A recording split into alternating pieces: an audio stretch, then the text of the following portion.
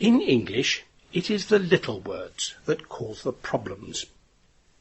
Big words like misappropriation or truthfulness are easy. If you do not understand what they mean, you can look them up in a dictionary. But little words like up, down, on and off are difficult because they have so many possible meanings. We often join these little words to a verb to make a phrasal verb. There are hundreds of phrasal verbs in English. In spoken English, we use phrasal verbs all the time. Today we look at the little word off. If I say, I am going off to work, it means that I am leaving home to go to work. Very often we leave out the verb go and we say simply, I am off to work, or we are off to Paris at the weekend, or he is off to visit his mother. And if I say, I am off work, it means that I am not at work. Perhaps I am ill, or I am taking a day's holiday. A day off means a day when I do not have to go to work. So you see, off can have the meaning going away from somewhere, or not being at the place where I normally am. There is a quiz on the website about sentences and expressions using the word off. So now you will understand exactly what I mean when I say that my son is off to university. He has left home to go to university.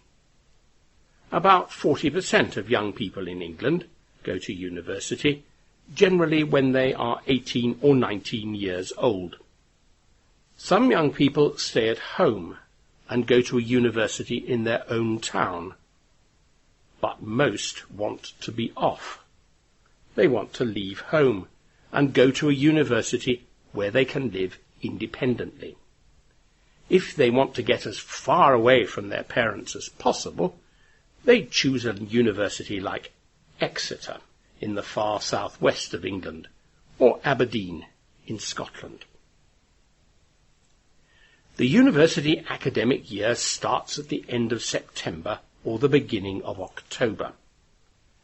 On the motorways you can see cars loaded with personal possessions, computers, stereos, skateboards, bicycles, and other things which a young student needs.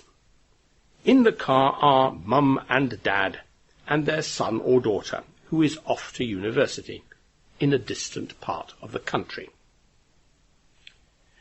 When they arrive at the university, they find hundreds of similar families. All the car parks are full, and it takes half an hour to find a parking space. Probably the university has arranged a room for the new student in a hall of residence. So mum and dad and the new student set off to find the right room, and then to find the key to the room, and finally to carry all the student's possessions from the car to the room. Then comes the difficult bit. Mum and dad want to stay.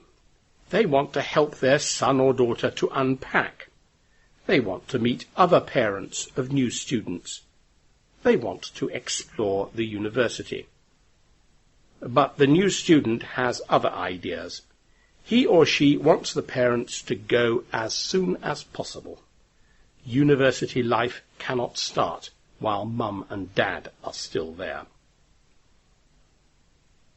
So mum and dad set off for home.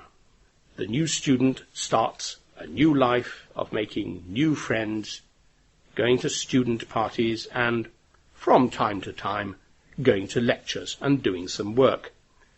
And mum and dad worry about whether the new student is all right.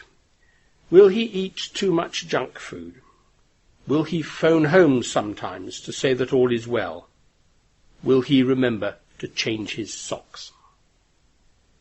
The answers to these 3 questions are yes, no, and sometimes.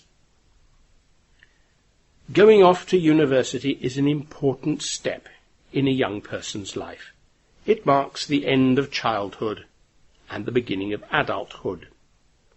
Mum and Dad know this, and when they return home, they do something which they have wanted to do for years.